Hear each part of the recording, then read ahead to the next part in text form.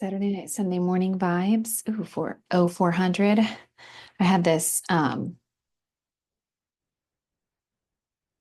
grounding, elevating at the same time thought, kind of just like this, like it grounded me, but it also elevated me, expanded me. I think I know I've lived a lot of my life with what I'll call sheep slaying.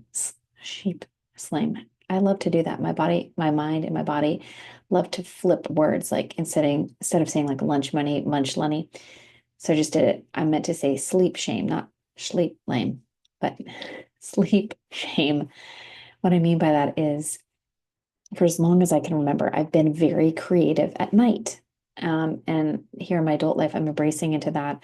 I am showing up as an incredible mom and wife and creator and playful person every single day. Um, but I'm also embracing and allowing space for that which lights me on fire and that which allows me to use my gifts to uplift humanity in a way that is fun and engaging for me. And that is by being creative at night. And for as long as I can remember, if I didn't wake up, growing up at the same time as like my sister and my parents, and if life had started that day and I kind of meandered downstairs at a later time, there was just, you know, I'm not sure how much I'm not saying that they placed this upon me, but I'm saying I had a lot of shame related to that. Like, oh, what did I miss? Like the FOMO and guilt and shame around like not being present with the family to start the day. And that has carried over like into adulthood and motherhood. Like if I'm not up before everybody, which most of the time I'm up before my babies, but if I'm not, um, then JD is right. And we tag in, tag out, and it's totally fine. And we have the harmony with that. And many times I'm up later than him, putting them down. And it's like the seesaw of the day. And we find our rhythm and harmony and sync with that. And so it's a limiting belief for me that I have to be present at all moments, even though I don't want to miss out on any of their moments. Anyway, today I've long utilized and indoctrinated and just had as part of my script, my life script, the term sleeping in. So I'll even write in my journal, I slept in today. And I'm releasing that because I'm claiming sleep as medicine. I'm finishing up my sleep medicine course right now, actually. It's being video edited, and I'm working with this phenomenal video editor. But sleep, I'm claiming sleep, right? So, so it's not sleeping in, it's sleeping, it's rejuvenating, it's resting, it's replenishing, it's listening to what my body is requiring, and I'm in sync with my body, what it needs. And so it's not sleeping in, it's sleeping. It's claiming that and restoring that and allowing that as a vital sign, as a vital component of my health. And that just felt very profound for me to release sleeping in. And for me, the shame and the guilt that has come around that for probably decades in my life. So sleeping, and it feels very expansive. But what was laid upon my thoughts and divine downloads today to speak to is what I want to call mama media, like instead of social media, mama media. And if I could create a corner of social media for mamas that was uplifting, then I would. And actually, I have. It's mama mindset, and it's here in these spaces and speaking out into it. And what's been on my heart around mama media is that mamas, we are, me included, are big consumers of social media. There are mama content creators as well. And I urge us, I know for me, I've had to be really onto myself in this season of motherhood to find, and balance is another elusive kind of I'll say slippery word for me. I'm not loving balance because I'm just not sure it's like an attainable thing. It's like saying that we want to stay in perfect balance and harmony with one foot on both sides of the seesaw so that we're perfectly balanced. And for me, I'm not perfectly balanced ever. Like I'm riding one side of the seesaw or the other, and that's okay. Um, so I feel as though for me, it's important to always return back and have a careful audit around curating my consumption. What am I consuming? Is it inflammatory in nature? Is it causing me to drop into like mom mode, mom I call it the compare shots that we take, and that can be like intoxicating physically, mentally, spiritually to compare ourselves to other moms. And we're deeply rooted in our,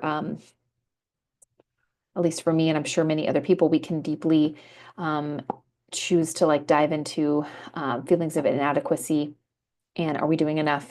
And oh, should I be doing that or this or that?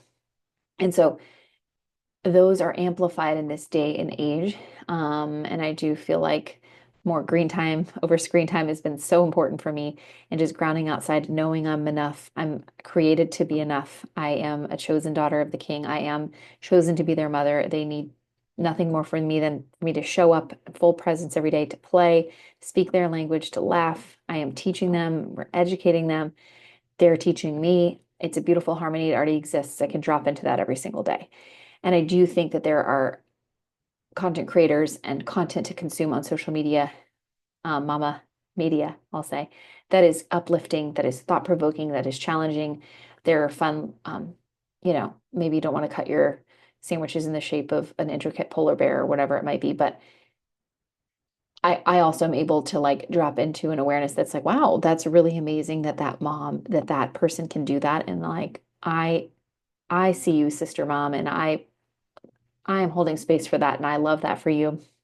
And that is not for me. So I'm able to find ways now to like honor other moms and be impressed and be inspired and also feel like that's not something that I'm going to choose to energetically um, drop into. And I'm really thankful to be in that place. So when I'm consuming social media, mama media these days, like I am challenging myself to one, interact with it if I'm consuming and I have a thought that comes down or I'm impressed with a mom or I feel like then I write a little note to that mom that I may know or not know because I think it's about connection. And if we're not connecting, then for me, that's like more isolating. And for another thing with Mama Media, I'm challenging myself to create. So if I'm on those platforms and apps, to be sharing, to be vulnerable, like what I'm doing right now, um, in place of maybe time that I might have spent scrolling just to wind down, I'm reading. Got a stack of books over there, and I'm coming on here and talking story and creating. And for me, that really taps into like life flow and it's life giving and it's energetically um, fulfilling. So those are ways that Mama Media, but I also really feel that oh, this isn't a cautionary tale. It's just something that came through that I want to offer to myself and to any mamas is that in those early days, breastfeeding could be bottle feeding, could be other feeding with your newborn baby. We're looking for ways to stay awake to in those wee hours, those sacred, I call them the sacred stillness of the overnight. For me, it was never hard being awake overnight because number one, I'm a night owl. Number two, I trained for this and all through my medical residency and the long hours of nights turning into days and days turning into nights. Like I love and thrive in the postpartum period because it's fun for me. And I like the dark stillness, quiet stillness of the night. Not to say I don't get tired, but I just feel like I'm capable and I flourish in that environment. But I feel that because moms are often awake and we are in this mama media, social media age, the scrolling and like the online shopping or fill in the blank social media app, TikTok, Instagram, whatever it is, Facebook is a place where a lot of moms spend a lot of time and behind the glow of that screen. And I just want to challenge you that the glow of your face in all of its splendor, in all of its sacredness, in all of its magic, in all of its glory of you chosen, uh, is is what your baby wants to see. And so just not faulting, not judging, just offering um, to examine what you feel like is aligned for you, for me. Um, I know I personally have felt convicted. I don't want my baby to remember me with the glow of my screen. Um, not to say a little phone time, I'm not banishing it, but I have been really convicted lately. No, I don't want to be distracted when I could be looking down at her beautiful face and her to see me adoring her or reading her a book. It could be my book. It could be a book that I'm reading, just so they are taking in so much vocabulary. They are capable of so much comprehension from birth on. Read to them. I'm reading to her a book about homeschooling right now, a book about practicing the way, about becoming a disciple of Christ. I just finished reading the Reset Your Child's Brain, which is an incredible book by a colleague about media. And it encouraged me on the digital fast. I'm reading The Anxious Generation. I'm about to start reading. So I'm So Effing Hungry by an endocrinologist colleague. And there's another one called I Am Here by a mama that I actually became aware of from social media, from Mama Media. And I went and got her book because that was a way that I was like, you know what? I'm gonna go off of this platform and read the book about that she's written about her life. And um, so I've been in this very pivotal place to say, what's healthy for me to consume? How can I be inspired and drop in and like with these moms? Because for me, in this season of motherhood, most of the people that I follow or like scroll through on social media are moms. It's clear. And I love to like, there are some moms that are about to give birth, and I feel like this like social media doula that's like, oh, did they give birth yet? Like, I hope things went well. And then I'm overjoyed to see. And so that reminds me that I am exactly where I need to be with mama mindset. Um, I want to say from experience and and just offer that, like I just snored. In a time of hormonal fluctuation of the symphony and cascade of hormones and postpartum body shifts and spiritual shifts and mental health alignment that's going on, we are vulnerable in coupled with sleep deprivation and changing sleep patterns and not predictable sleep patterns. And so I feel that the inflammation of social media, the potential compare mode, the guilt, the shame that can come through if we're not careful to curate our consumption of mama media, can be especially potentially harmful, inflammatory, and belittling, isolating for mamas, especially in the kind of immediate postpartum period, and even in the I'm in the like 15-month range postpartum.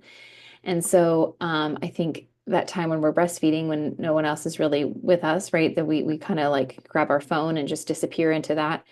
Um, and while it's not,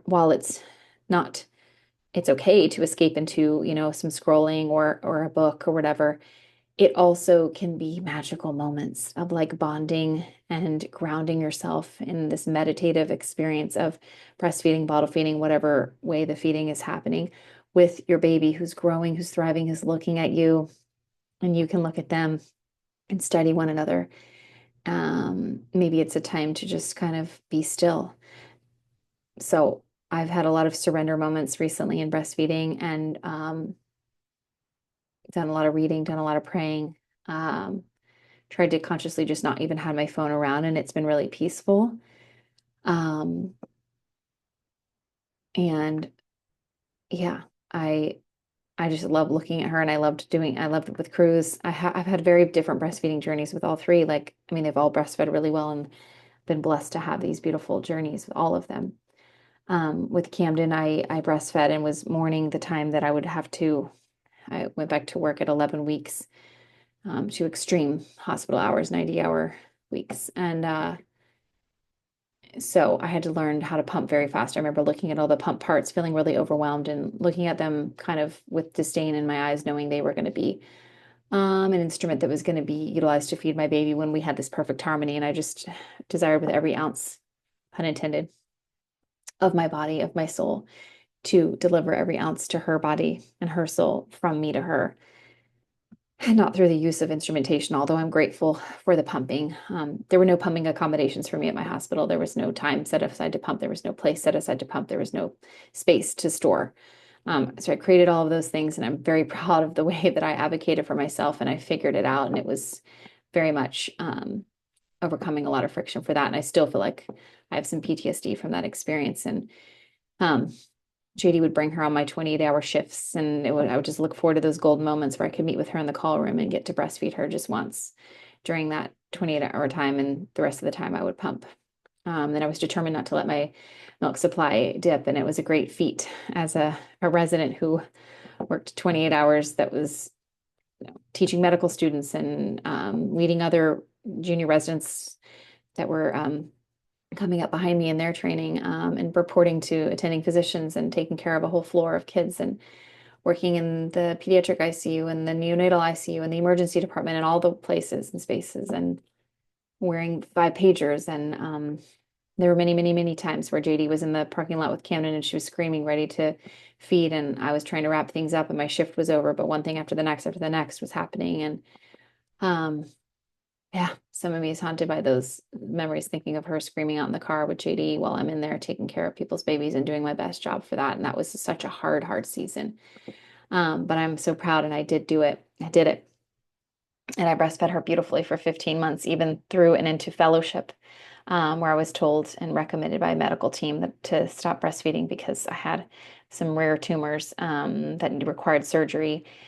And the calcium flux that was going to happen post-operatively wasn't compatible with breastfeeding. Um, and I more in that I remember crying when I found that out, just because I wasn't ready at all to be done with the breastfeeding journey in the way that I felt that it bonded and bonded us. She was a beautiful breastfeeder. I'll speak to that more. And then with Cruz, we had just moved to Maui, and he was such a beautiful. His breastfeeding journey just exquisite. Um, and I remember being in the long nights with him and rediscovering my love for reading with him in the immediate postpartum period. I had just pivoted out of clinical medicine. I was still applying to all these jobs and holding myself to this timeline that was like, okay, once the newborn season is over with Cruz, you'll be back in the hospital. All these things. Felt like I was counting down my pumpkin Cinderella carriage, but I discovered my love for reading again, and because I had been lost in medical texts by choice for the past decade before that. But I mean, I did read books on LLCs and how to set up your LLC, and figured out started my authoring journey with him, and read all these books about becoming a children's author and children's literary agents and all this stuff. But I did also read like the Obesity Code and all these other medical, not medical textbooks, but books by doctors, and then also some books for fun and self-help books. And that's where I really began my journey. And then here with Cord, I'm here in this much expanded space where I've built Mama Mindset, and I've had a LLC for 5 years, and I'm now a published children's author with 2 books, and I'm continuing to live out into my gifts and color out of the lines and just off-road it more and more and more. And as I do that, I'm growing more and more into my version of healer, and I'm breastfeeding her in the most beautiful way. And with Camden, I was still very much in the science. So I was like, you had an app, and I knew exactly which side I had just pumped on and exactly how many ounces. And because I was pumping, like, I knew how many ounces and was cleaning the pump parts and sterilizing them. And then with Cruz, I was still using an app and I knew which side, but it was relaxing on that more and more. Camden and I had a huge freezer full of breast milk. Cruz, I also had a huge freezer full of breast milk because I used the Haka, didn't really pump, but used the Haka. Was very like diligent in doing that. And with Cord, I haven't one time logged, like maybe in the hospital when she was a newborn, but I haven't one time logged like which side I just feel into my body, like which side I last fed her on. I don't think about like I don't worry about my supply, just feed her on demand. And I don't have a stash of breast milk. I just feed her on demand. And it's the most beautiful thing. And I think it really mirrors me as a human. Um, so much more to speak to about my breastfeeding journey, and I can't wait to do that. I look forward to doing that. But I think as part of the Mama Media, it also like, when I used to pump with Camden, I wasn't really scrolling social media because that was like I was pumping and just pumping, pun intended, out notes, medical notes, and calling consults and not caring if they heard the wah, wah, wah, wah of the pump because like that would again, I didn't have pump breaks, so I just had to utilize those to like continue to work, continue to call people. So I remember saving up all my consult calls and just trying to chart notes and answer pages and etc. During that time, I would also allow myself to maybe drink some water and look at her baby cam and just gaze at her at home and just be connected. And I still honor that version of me. It's like it is really like hard to think about that because I missed her so much and I really like nothing in me wanted to be away from her. Um, and it was extremely traumatic. And I really hope we can do better in the future for parents who are like, as a doctor, taking care of other people's kids. Like, wow, we just did not do anything. We don't do much to honor parents in our country. I know, like in Norway, for example, they have like a year off from maternity and medical school, and I think that's so beautiful. And I applaud that so much. So I know that there's a way, and I hold space for that for us for the future. Because 11 weeks was even unheard of. And I mean, I had severe trauma and tearing and a postpartum hemorrhage and needed it physically, and still wasn't ready at the time when I came back. Um, and then with Cruz, I watched some reality TV and did a good amount of scrolling, and posting of him. Cord, I'm not so much in my posting element right now, and have done a good amount of scrolling, but also more reading, more playfulness. And I'm aware, I think, a lot more aware of just what inflammation so mama media can do for me, and how I can use it for the good, that there's always a good side to things. And I'm kind of onto curating my consumption to taking like social media audits of, okay, how is this information that I'm taking in, this scrolling impacting me? Like, am I feeling inadequate at all? Like, am I doing a lot of mom shaming, mom guilt? Like, am I doing a lot of comparing, or am I just feeling inspired and like, way to go, mama? And just like, you're a badass. Like, how am I, which mode am I dropping into? And so, I think that's been like a lot healthier for me and also just inspiring. And then just going ahead and saying, I'm going to be vulnerable. I'm going to lead with my power of vulnerability. That's what mama mindset is about. And so I just felt compelled and to offer that to myself firstly and to other mamas, that mama media is alive and well. It's thriving. It's out there. There are many mamas shining out and creating content. And if consuming that, if is uplifting, is thought provoking, is humorous, it makes you feel part of community, makes you feel more seen and validated. Beautiful. Um, have a lens, turn inward on yourself, and I'm going to do this, continue to do this for myself, that if it's starting to lead to feelings of inadequacy, comparison, shaming, guilt, and inflammation, then curate your consumption so that it doesn't. Back it down, just simplify it, gaze at that baby, ensure that the glow that they see is from you looking at your miracle of aloha, um, more than the glow of your phone. And know that Mama Media can exist for you, that you are worthy of telling your story. You are worthy of creating content. And that's one surefire way to, at least for me, for sure for me, to realign that creative spirit and contribution to society, to mothers, is to create, whether that's a post, engaging with people, writing back and forth, using it as a tool to connect rather than to feel more disconnected, more isolated. That's where the mental health piece for us is huge, rather than allowing it to be create more disconnect, which for sure social media, mama media can create more disconnect. Allow it to be a tool for connection. And if it's not a tool for connection, then disconnect and allow, cultivate that community around you. We have that opportunity. It may be different these days and it may be a little bit more challenging, but we get to do that. And we need to do that for ourselves and our ohanas and our babies. So yeah, mama media is a multifaceted, very complex topic, but I also think we can simplify it. And I'm simplifying it for myself, where I am curating who it is that I'm choosing to like check in on, through the lens of mama media, who I'm allowing in my personal mental health space to like inspire me or give thought-provoking ideas, and who I feel like I'm like, wow, that's a beautiful job sharing your story. I'm over here sharing mine. And the more authentic and genuine, the more I feel gravitated to and the better. And we want to surround ourselves with the people that, you know, we want to, the same way that we do in our actual real life, we want to surround ourselves in the virtual life, whether you know that person or not. So seek out the energy that you're looking for, and plug into the people that you're, you know, feeling called to. and aligned with. And then this book I'm reading, I think it's the same way for us as mamas. Children in the Gen X and our kids have the ability to, if we're not careful, like they're over supervised in the real world, meaning like we perceive all these risks. And so we're kind of over supervising them in that way and under supervising them in the virtual world. And I think this applies very much so to mamas that we are over supervised in the real world. So we're like, okay, we're going to stay at home with our newborns. And there are very real risks. And I love protecting the newborn bubble. I personally love being suspended in that space. Um, but we're underprotected in the virtual world as mamas. We're just putting ourselves out there and we're consuming all of this stuff, and we are not taking inventory of how that is impacting our mental health, and making us, in some cases, feel more isolated, less worthy, um, and we are internally shaming and guilting, comparing ourselves into feeling less than.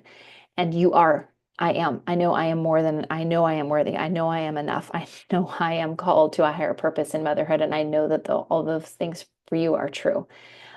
So allow Mama Media to be an uplifting force in your life. And if it's not, take a step back, gain perspective, decide how it can or cannot be, and you make that choice. And I think that's the main crux of what I wanted to offer, is that it is a choice, and everything gets to be a choice, and nothing gets to come into our mental real estate without our permission and without our knowledge and without our vetting of it. And that piece is empowering. So instead of just scrolling mindlessly, it's a choice to scroll. Hey, I'm scrolling right now because it feels aligned, and I'm going to do that. And it's a choice, and that is very different than like, oh, I didn't even know that I've been scrolling for 30 minutes, and like, oh, the feed is over. And so take control of it, make it a choice, be conscious, be intentional, and love yourself for that. And create. I'm going to continue creating. I'm going to continue showing up here because that feels expansive and that has felt very fulfilling and meaningful.